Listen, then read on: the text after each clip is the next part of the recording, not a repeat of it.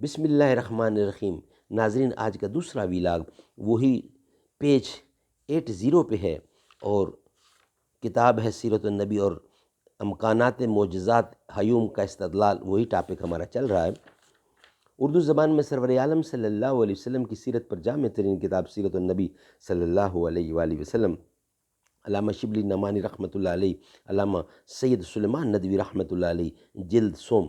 بسم اللہ الرحمن الرحیم، الحمد للہ رب العالمین والصلاة والسلام علی سید المرسلین وعلی آلہ واصحابہ اجمعین۔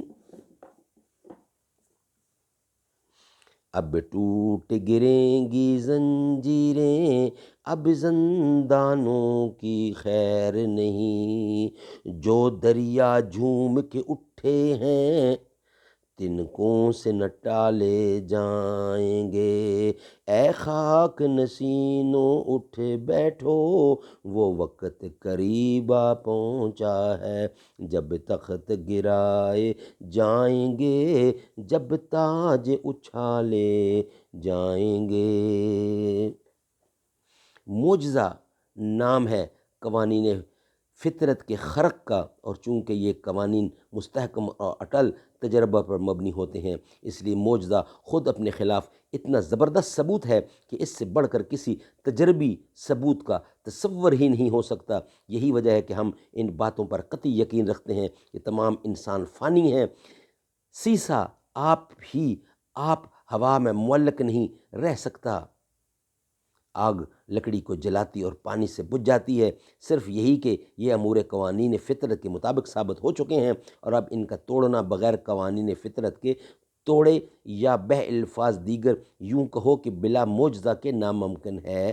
جو چیز کا عام قانون فطرت کے اندر واقع ہوتی ہے وہ کبھی معجزہ نہیں خیال کی جاتی۔ مثلا یہ کہ کوئی معجزہ نہ ہوگا کہ ایک آدمی جو دیکھنے میں تندرست تو توانا ہے اچانک مر جائے، کیونکہ اس قسم کی موت کو گو نسبتاً قلیل الوقوع صحیح لیکن پھر بھی بارہا مشاہدہ میں آ چکی ہے۔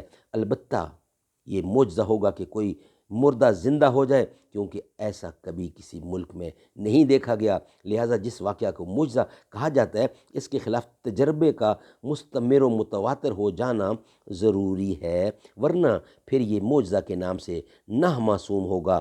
اور چونکہ کسی شے کا متواتر تجربہ خود ایک قطعی ثبوت ہے، تو گویا معجزہ کی نفس حقیقت و ماہیت ہی میں اس کے وجود کے خلاف ایک قطعی و براہ راست ثبوت موجود ہے، اور ایسا ثبوت جو نہ اس وقت تک معجزہ کو ثابت ہونے دے سکتا ہے اور نہ خود باطل کیا جا سکتا ہے جب تک اس کے خلاف اس سے بڑھ کر ثبوت نہ پیدا کیا جائے۔ لہٰذا صحیح سری نتیجہ یہ نکلتا ہے کہ جو ایک کلی اصول کو حیثیت رکھتا ہے کہ کوئی تصدیق و شہادت معجزہ کے اسبات کے لیے کافی نہیں ہو سکتی، تا وقت کہ یہ ایسی نہ ہو جس کی تکذیب خود اس معجزہ سے بڑھ کر معجزہ ہو جس کو یہ ثابت کرنا چاہتی ہے، اور اس صورت میں بھی دلیل میں باہم تصادم ہوگا۔ جو دلیل جتنی زیادہ قوی ہوگی اپنی زاہد قوت کے مناسب یقین پیدا کرے گی۔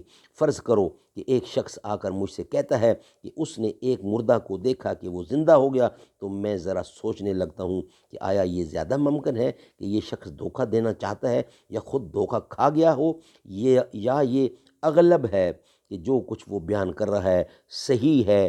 میں ان دونوں معجزوں میں موازنہ کرتا ہوں اور جدھر کا پلہ زیادہ جھکتا معلوم ہوتا ہے اس کے حق میں فیصلہ کر دیتا ہوں، اور ہمیشہ اسی احتمال کو رد کرنا پڑتا ہے جس میں معجزہ پن زیادہ نظر آتا ہے۔ لہٰذا البتہ اگر روایت کی تکذیب واقعہ روایت سے بڑھ کر معجزہ ہو تو اس صورت میں بے شک مجھ کو روایت کے یقین پر مجبور ہو جانا پڑے گا، لیکن اس کے بغیر قطعاً ناممکن ہے۔ سبحان اللہ۔ ناظرین، یہی سبجیکٹ چل رہا ہے، انشاءاللہ نیکسٹ ویلاگ نمبر 3 پر آپ سے ملاقات ہوگی۔ ویلاگ نمبر 2 ابھی زیر ڈسکس ہے۔ ہر ایک مقام میں، ہر ایک جہاں میں، ہر ایک جہاں میں، ہر ایک مقام پر نبی کے جھنڈے گڑے ہوئے ہیں، نبی کے ساتھی تو ہیں ستارے چمک رہے ہیں تھمک رہے ہیں، اے موتیوں کی لڑی صحابہ یہ کیا نگین جڑے ہوئے ہیں، وہ جنگ خندق وہ جنگ خندق یا بدر و احد، تبوک ہو یا کہ غزوہ خیبر، جہاں جہاں بھی نظر پڑی ہے وہیں صحابہ کھڑے ہوئے ہیں۔